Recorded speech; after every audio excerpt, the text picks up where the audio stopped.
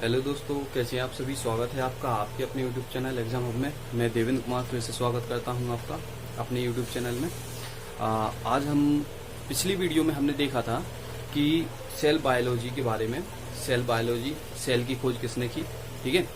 Dead cell, ठीक, और अपन ने कौन सा लिविंग सेल, डेड सेल, सभी सेल देखी थी। और इसमें क्या देखा था, सेल का सिद्धांत। आपने अगर नहीं देखी है तो आप प्ले लिस्ट पर जाएं, ठीक है। आप जाएं प्ले लिस्ट में, हमारे यूट्यूब चैनल में देखें और क्या करें उसमें देखें हमने फर्स्ट वीडियो और सेकंड वीडियो में क्या क्या पढ़ा दिया है, ठीक। बहुत ही इंपॉर्टेंट जानकारी बताई है, सब कुछ पढ़ाया है। आप वहाँ पर जाके विजिट कर सकते हैं, देख सकते हैं, देखें उसमें, ठीक। बहुत ही अच्छा पढ़ा है। एनसीईआरटी बेस्ड पैटर्न पूरा ही पढ़ा है जो आपके एनटीपीसी और ग्रुप डी पर्सपेक्टिव से इम्पोर्टेंट होगी, ठीक। चलिए हम देखते हैं। हमने पढ़ाया था प्रोकैरियोटिक सेल्स, ठीक है। प्रोकैरियोटिक सेल, कोशिका, ठीक है। प्रोकैरियोटिक कोशिका, इसे इंग्लिश में बोलेंगे प्रोकैरियोटिक सेल।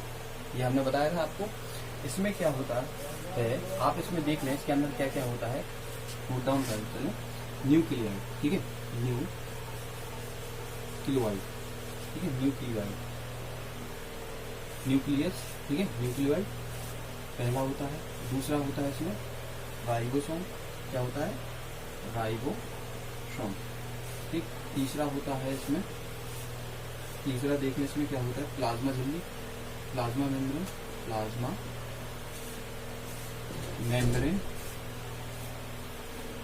ठीक है। न्यूक्लियाइड इसमें लिख लेना केंद्रा, केंद्रा।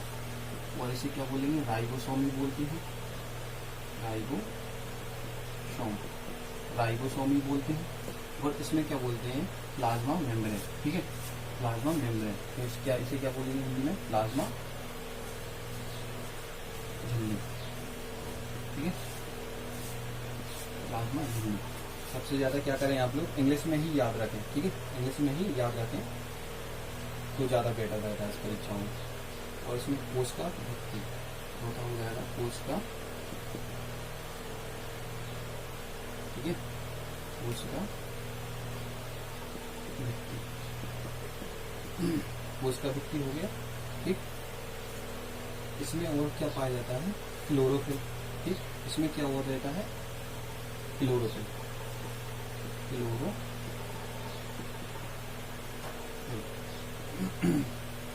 ठीक है। इतनी सारी चीजें क्या होती हैं, प्रोकैरियोटिक में पाई जाती हैं। इसमें पाई जाती है, प्रोकैरियोटिक में पाई जाती हैं, ठीक। इसमें प्रोकैरियोटिक में पाई जाती हैं। चलिए, इसमें क्लोरोफिल, क्लोरोफिल होता है तो इसे हम क्या बोलते हैं, झिल्लीदार कोटिका, झिल्लीदार कोटिका, ठीक। मतलब इसमें क्या होता है, एक झिल्लीदार कोटिका होती है जो इस थैलीनुमा संरचना में होती है, थैलीनुमा संरचना में होती है, ठीक। इसमें क्लोरोफिल पाया जाता है, ठीक है। कोशिका भित्ति पाई जाती है, ठीक। इसमें प्लाज्मा झिल्ली पाई जाती है, प्लाज्मा मेम्ब्रेन, ठीक, इसी को बोलते हैं। राइबोसोम पाया जाता है और न्यूक्लियोइड पाया जाता है, ठीक। राइबोसोम और न्यूक्लियोइड पाया जाता है।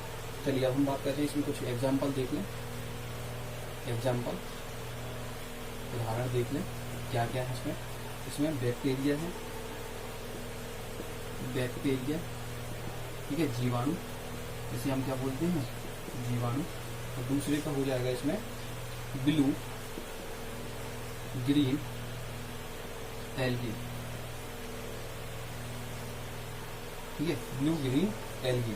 नील हरित, नील हरित शैवाल। आपसे पूछ लिया जाएगा नील हरित शैवाल या बैक्टीरिया किसमें पाए जाते हैं, तो आप क्या बताएंगे, प्रोकैरियोटिक सेल में पाए जाते हैं, प्रोकैरियोटिक सेल में पाए जाते हैं, ठीक। इसी को हम क्या बोलते हैं, नील हरित शैवाल को इसे ही हम बोलते हैं साइनोबैक्टीरिया, साइनोबैक्टीरिया, बैक्टीरिया।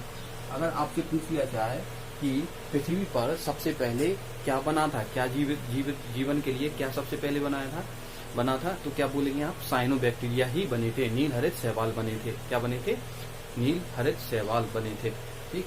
अब बात करते हैं आगे। अच्छा, ये साइनोबैक्टीरिया वर्ड आ गया, तो साइनोबैक्टीरिया होता क्या है, साइनोबैक्टीरिया शब्द आ गया, तो साइनोबैक्टीरिया क्या होता है, बैक्टीरिया और एल्गी के बीच की जो अवस्था होती है उसे हम क्या बोलते हैं, साइनोबैक्टीरिया बोलते हैं। बैक्टीरिया और किसके बीच, बैक्टीरिया और ये अपना किसका, एल्गी के बीच, ठीक, जीवाणु और कवक के बीच में, बैक्टीरिया और किसके बीच, ये हो जाएगा एल्गी के बीच में, बीच की अवस्था जो होती है वह क्या कहलाती है, साइनो, ठीक है, साइनो बैक्टीरिया कहलाती है, साइनो बैक्टीरिया, ठीक है, साइनो बैक्टीरिया कहलाती है। यूकैरियोटिक, इसमें क्या होगा, यूकैरियोटिक, इसमें थोड़ा अपन क्या देखेंगे, इसमें यूकैरियोटिक में एग्जाम्पल देख लें, इसमें क्या क्या होता है, यूकैरियोटिक में एग्जाम्पल देख लें क्या क्या होता है, ठीक, इसमें होता है एल्गी, एग्जाम्पल में, ठीक है, एग्जाम्पल एल्गी किससे बनी होती, यूकैरियोटिक की एग्जाम्पल क्या है, एल्गी, एल्गी, ठीक है, शैवालों से, शैवाल, यूकैरियोटिक में क्या आते हैं, शैवाल आते हैं, ठीक, शैवाल में, और दूसरा क्या हो जाता है, शैवाल दूसरे में आ जाएगा फंगी, ठीक है, फंगी या कवक, जिन्हें हम क्या कहते हैं, कवक कहते हैं। अगला हो जाएगा तीसरे में प्लांट सेल, ठीक, पेड़ पौधों के लिए प्लांट सेल हो जाएगा। अब चौथा हो जाएगा अपना एनिमल सेल, ठीक, ये किस में आ जाएंगे, यूकैरियोटिक में क्या रहेगा, प्रोकैरियोटिक में बैक्टीरिया रहेंगे सारे, यूकैरियोटिक में क्या रहेगा, शैवाल रहेगा, कवक रहेगा, प्लांट सेल रहेंगे, एनिमल रहेंगे, ठीक, ये किस में आएंगे, यूकैरियोटिक में आएंगे। यूकैरियोटिक में और क्या होता है, chlorophyll plus plastid, chlorophyll plus plastid, ठीक है, हिंदी में लिखें प्लास्टिड, ठीक है, ये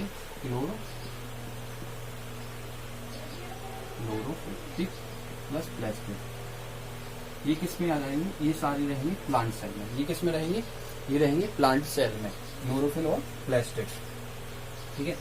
अब प्रोकैरियोटिक और यूकैरियोटिक ये हमने बता ही दिया था, ठीक है, जिन्हें हम क्या बोलते हैं, डॉटरी बोलते हैं या मीजोकैरियोटिक, यूकैरियोटिक और प्रोकैरियोटिक के बीच की अवस्था को क्या बोलते हैं, मीजोकैरियोटिक, ठीक है, इन्हें हम क्या कहते हैं, डॉटरी सेल या डॉटर सेल, ठीक, डॉटरी सेल या डॉटर सेल। चलिए आगे देखते हैं, ठीक है दोस्तों, बताया था अभी न्यूक्लियस क्या होता है, न्यूक्लियस के बारे में देखेंगे। अभी बताया था कि न्यूक्लियस किसी सेल के बीचों बीच पाया जाता है, ठीक है, यह न्यूक्लियस क्या होता है, किसी सेल के बीच में पाया जाता है।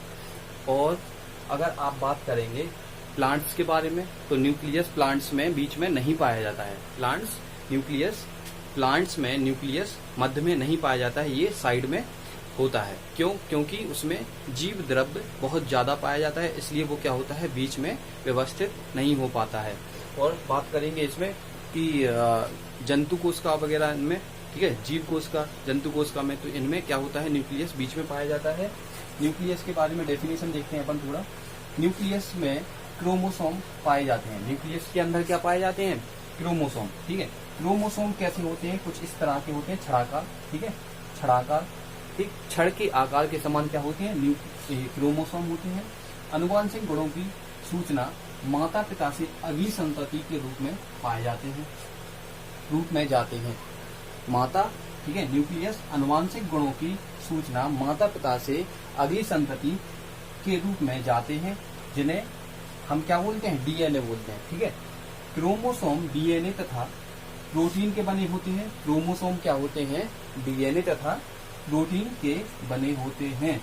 डीएनए में कोशिका के निर्माण व संगठन की आवश्यक सूचना होती है, ठीक है। डीएनए में क्या होता है, कोशिका के निर्माण व संगठन की आवश्यक सूचना होती है, जो क्या कहते हैं, पीढ़ी दर पीढ़ी एक दूसरे को दे दिए जाते हैं, ठीक है। सूचना होती है। क्रियात्मक खंड को जीन कहते हैं, जो क्रिया करते हैं उन्हें हम क्या बोलते हैं, डीएनए में जीन कहते हैं, ठीक है। जैसे पढ़ा होगा ना जेनेटिक्स, ठीक, उन्हें हम क्या बोलते हैं, जीन कहते हैं। न्यूक्लियस में क्या क्या पाया जाता है, क्रोमोसोम होते हैं, क्रोमोसोम। और ये क्रोमोसोम किससे बने होते हैं, डीएनए प्लस प्रोटीन के, डीएनए प्लस प्रोटीन के होते हैं। ठीक है, अब बात करते हैं जिन्हें हम जो कार्य कहते हैं, जो डीएनए कार्य कहते हैं, उन्हें हम क्या बोलते हैं, जीन कहते हैं। अब जीन के आगे देखेंगे, जो कोशिका विभाजित नहीं हो रही होती, जो कोशिका विभाजित नहीं हो रही होती है, उसमें यह डीएनए क्रोमैटिन पदार्थ के रूप में विद्यमान रहता है। ठीक है, उसमें जो कोशिका जैसे विभाजित, इसमें क्या होता है, विभाजन होता है। ठीक है, इसमें क्या होता है, इस टाइप का विभाजन होता है। जो कोशिका विभाजित नहीं हो रही होती है, उसमें क्या होता है, डीएनए क्रोमैटिन पदार्थ के रूप में विद्यमान रहता है। ठीक है, क्रोमैटिन पदार्थ के रूप में विद्यमान रहता है। और अब बात करते हैं वर्ड आया क्रोमैटिन का। क्रोमैटिन क्या है, धागे की तरह बना एक जाल होता है। क्रोमैटिन क्या होता है, धागे की तरह बना हुआ ये जाल होता है, जो कैसा होता है, कुछ इस टाइप का गुथा हुआ होता है। ठीक है, क्रोमैटिन क्या होता है, धागे का बना हुआ एक जाल होता है। ठीक, धागे का बना हुआ एक जाल होता है। जब कोशिका विभाजित हो रही होती है, तब यह क्रोमोसोम में संगठित हो जाता है।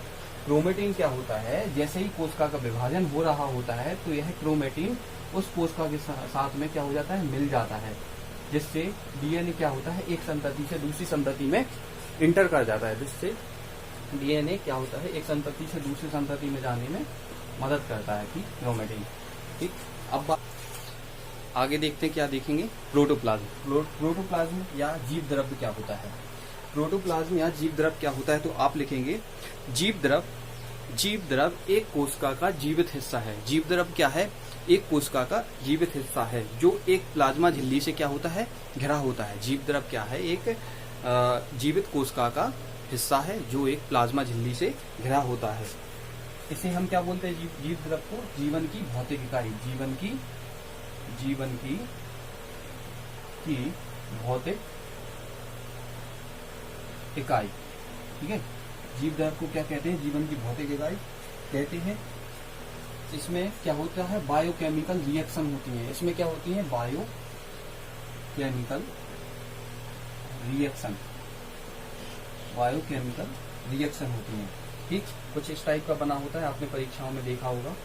ठीक है, ये 10th और आप देख लेना, कुछ इस टाइप का बना होता है। ठीक, ये न्यूक्लियस होता है। ठीक, इसके अंदर एक कोशिका पाई जाती है, सेल पाई जाती है। ठीक, इसमें जीव द्रव्य में क्या होता है, जीव द्रव्य के अंदर, प्रोटोप्लाज्म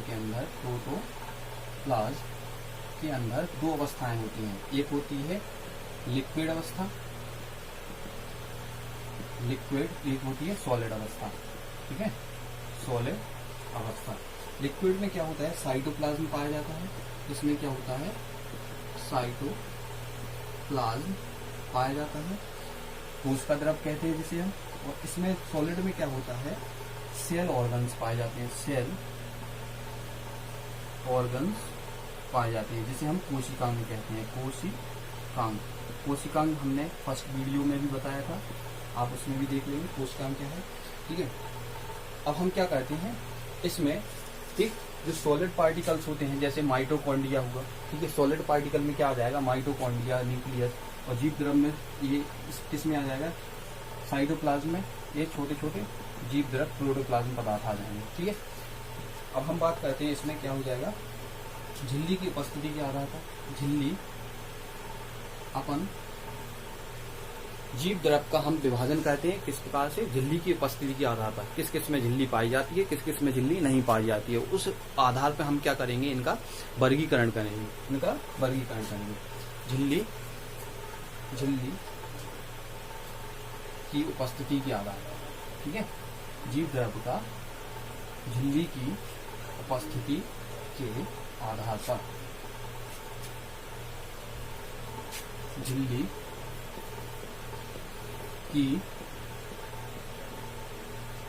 उपस्थिति के आधार पर, झिल्ली की उपस्थिति के आधार पर क्या हो जाएगा, पहला हो जाएगा विदाउट मेम्ब्रेन मतलब बिना झिल्ली के, विदाउट मेम्ब्रेन, बिना झिल्ली के, विदाउट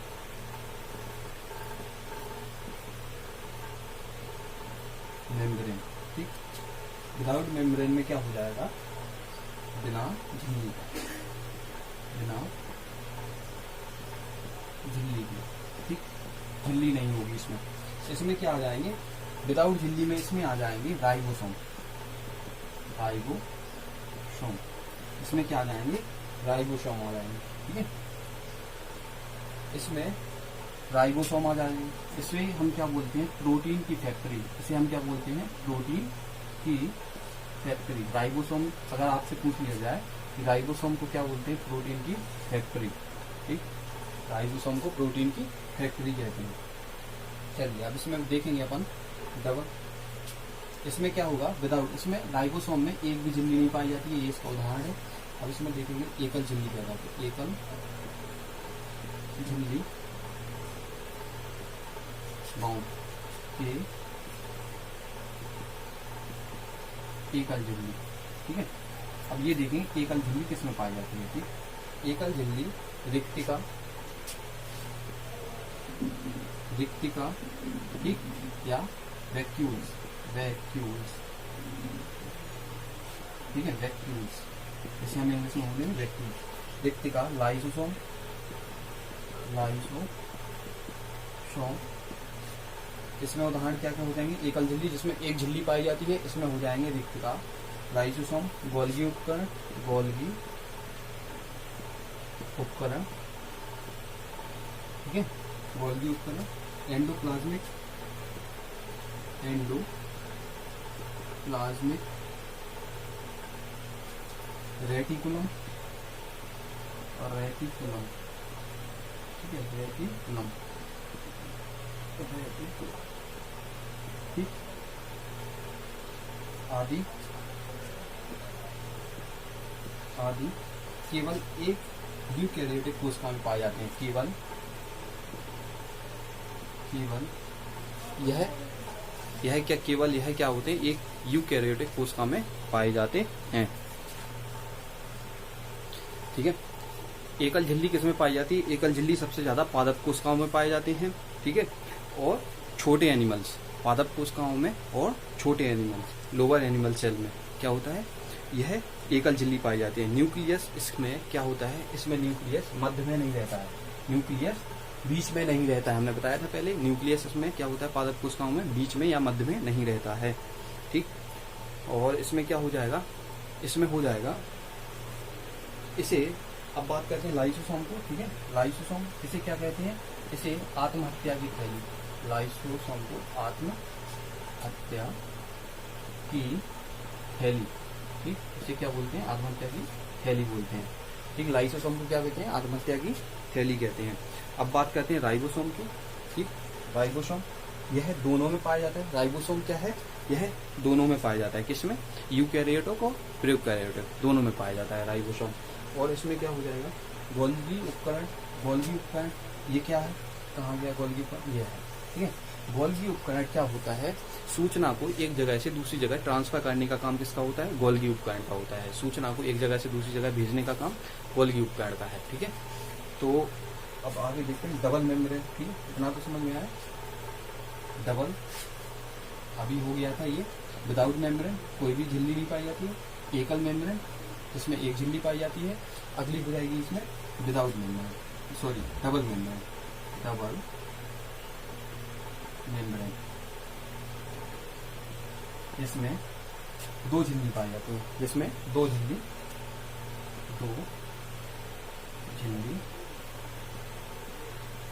पाई जाती है। अब ये देखेंगे किस किस में दो झिल्ली पाई जाती हैं, किस किस में दो झिल्ली पाई जाती हैं। तो सबसे पहले नाम जिसका आएगा माइटोकॉन्ड्रिया, इसका आएगा माइटोकॉन्ड्रिया,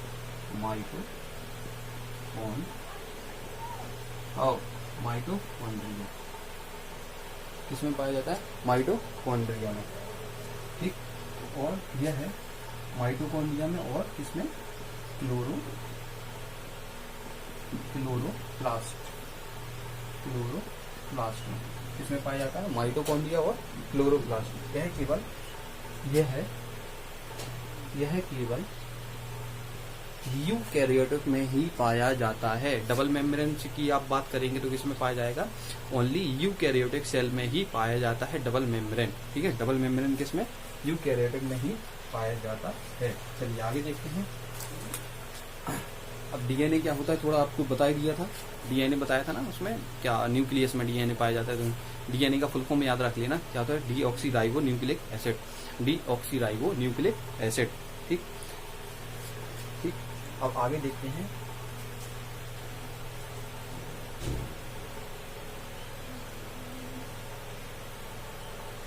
ये अभी हमने बताया क्या, जीव द्रव का वर्गीकरण बताया, किस किस के आधार पर, झिल्ली के आधार पर। ठीक, किस किस में, झिल्ली के आधार पर उनका वर्गीकरण किया था सेल का, सेल में जीव द्रव का।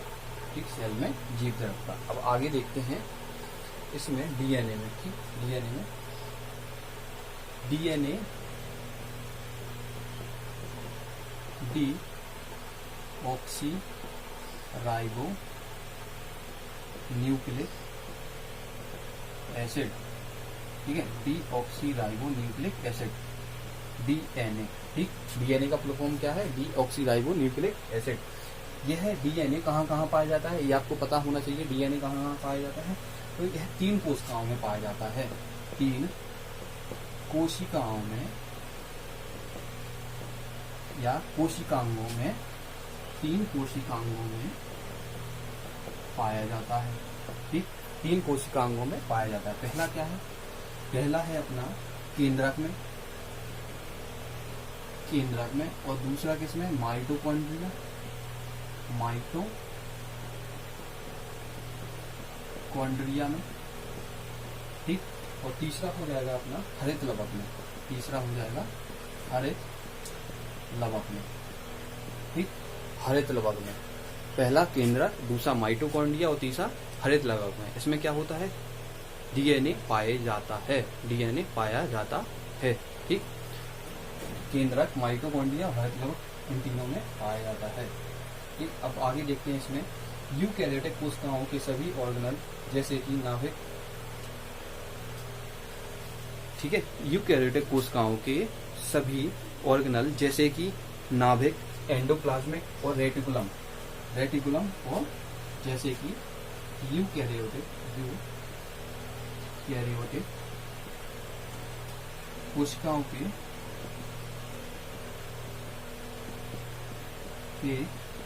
सभी ऑर्गेनल, ठीक है, जैसे जैसे जैसे नाभिक, नाभिक या न्यूक्लियस। ठीक है, नाभिक, एंडोप्लाज्मिक, एंडोप्लाज्मिक, अगला हो जाएगा इसमें रेटिकुलम, और रेटिकुलम, अगला हो जाएगा इसमें माइटोकॉन्ड्रिया, माइटोकॉन्ड्रिया। ठीक, माइटोकॉन्ड्रिया साइटोप्लाज्म में पाए जाते हैं। ठीक है, यूकैरियोटिक कोशिकाओं में सभी ऑर्गेनल जैसे कि, ठीक है, यूकैरियोटिक कोशिकाओं में क्या क्या पाया जाता है, नाभिक, एंडोप्लाज्मिक, रेटिकुलम, माइटोकॉन्ड्रिया। इसमें साइटोप्लाज्म में पाया जाता है, साइटोप्लाज्म में पाया जाता है। ठीक है, साइटोप्लाज्म में पाया जाता है। चलिए अब आगे देखते हैं, वॉल के बारे में देखें। सेल वॉल, कोशिका भित्ति। ठीक, कोशिका भित्ति में क्या हो जाएगा, इसमें कोशिका भित्ति में संरचनात्मक परत होती है। इसमें संरचनात्मक परत होती है, इसमें संरचनात्मक परत होती है। यह परत कैसी होती है, कठोर होती है। यह परत कठोर, जटिल, ठीक है, यह परत कठोर और जटिल होती है। यह परत कठोर और जटिल, ठीक है, जटिल होती है। यह परत कैसी होती है? कठोर और जटिल होती है। यह है, इसमें लिख देना कठोर जटिल जटिल होती है। लचीले सेल्यूलोज की बनी होती है। सेल भित्ति, ठीक है। सेल वॉल किसकी बनी होती है? यह सेल्यूलोज की बनी होती है। सेल्यूलोज की बनी होती है। जो सेल्यूलोज क्या हो सकता है? कभी लचीला भी और कभी कठोर हो सकता है। कभी लचीला और कभी कठोर हो सकता है, ठीक। जैसे कि कुछ एग्जांपल देख लो, जैसे बैक्टीरिया इनकी भित्ति क्या होती है? सेल्यूलोज की बनी होती है। शैवाल हो गया,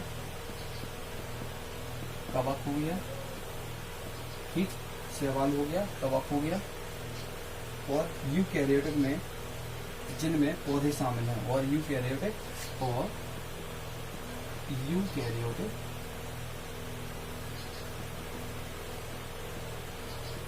जिनमें वह यूकैरियोटिक जिनमें पौधे प्लांट्स शामिल हैं,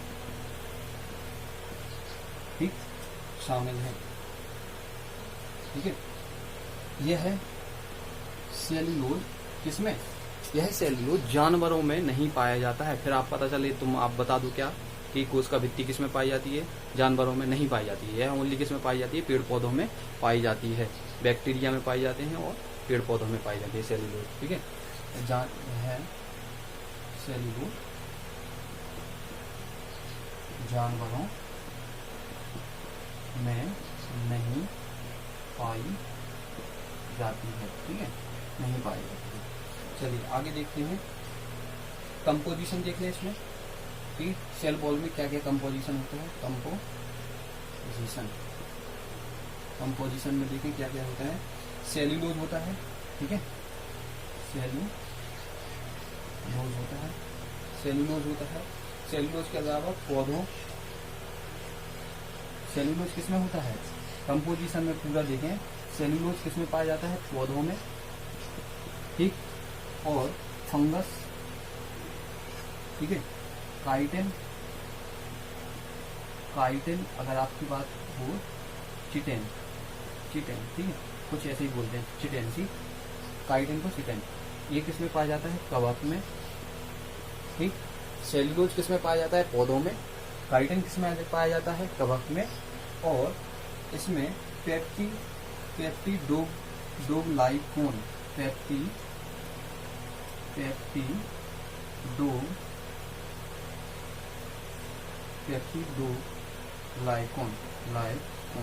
ठीक है, पेप्टिडोग्लाइकोन ये किसमें पाया जाता है? ये पाया जाता है बैक्टीरिया में, ठीक, बैक्टीरिया में। अब बात करते हैं कोशिका के कार्य क्या क्या होते हैं। कोशिका के कार्य क्या क्या हैं? कोशिका के कार्य में क्या करते हैं? यह आकार और आकृति को निश्चित करती हैं, ठीक है। कोशिका भित्ति के कार्य क्या क्या हैं, आप क्या बताएंगे? यह आकार, पेड़ पौधों के आकार और आकृति को निश्चित करते हैं। दूसरे में क्या करते हैं? यह बाहर रोगाणुओं से रक्षा करते हैं। यह बाहरी रोगाणुओं से रक्षा करते हैं, ठीक। यह अगला हो जाएगा, यह बाह्य कोशिकाओं से भी क्या करती हैं? रक्षा करती हैं। इनकी तीसरा पॉइंट हो जाएगा, यह बाह्य कोशिकाओं से भी रक्षा करती हैं। अगला क्या हो जाता है? सेल्यूलोज कैसी बनी होती है? यह छोटे छोटे छिद्रनुमा होती है सेल्यूलोज, ठीक, कुछ इस टाइप की होगी। इसमें क्या होगा? छोटे छोटे छिद्रनुमा। यह छोटे अणुओं को तो जाने देती है, अपने अंदर से आर पार होने देती है, और वह बड़े अणुओं को वहीं बाहर रोक देती है। जो बड़े अणु क्या होते हैं? हानिकारक होते हैं, उन्हें क्या करती है? बाहरी रोक देती है। और क्या होता है पौधों में? और भी देख लें, पौधों में सेल्यूलोज पाए जाते हैं। इसके द्वारा क्या होता है? पानी का आदान प्रदान होता है। पानी का जो जड़ों के द्वारा पानी आता है, तो ये क्या होता है? सेल्यूलोज से पानी को पेड़ पौधों में भेज तो देती है, लेकिन क्या होता है? यह पानी को अपनी छाल से या सेल्यूलोज से बाहर नहीं निकालती है, ठीक है। यह पानी को अंदर कर तो लेती है, लेकिन अंदर से पानी को बाहर नहीं जाने देती है। तो सेल्यूलोज के कार्य क्या क्या है? पता चल गया ना, 4-5 कार्य हैं। आप क्या करना है, इन्हें याद रखना। और वैसे भी ऐसा पढ़ा रहे हैं कि आपको देखते ही आपको क्या हो जाएगा, याद हो जाएगा। ठीक है, बोर्ड पर देखते ही आपको याद हो जाएगा। ठीक है, ये था आज का अपना इतना सेल्यूलोज के बारे में और पूरा सेल वॉल के बारे में। सेल कोर्स का अपन ने क्या किया, पूरा जहाँ तक है 90 to 95% अपन ने कवर कर लिया। थोड़ा बहुत रह गया होगा तो अपन क्या करेंगे, 2-4-10 क्वेश्चन और देख लेंगे, नहीं तो अपना क्या है कवर हो गया सेल के बारे में। ठीक है, सेल थ्योरी किसने दी, ठीक, ये सब कुछ अपन ने क्या किया, कवर कर लिया। जीवित सेल, डेड सेल, ठीक, सभी के बारे में अपन ने कवर कर लिया। तो ये थी आज की अपनी वीडियो। ठीक है, कैसे लगी आप अपना कमेंट दें। ठीक है, शेयर करें और लाइक करें वीडियो को।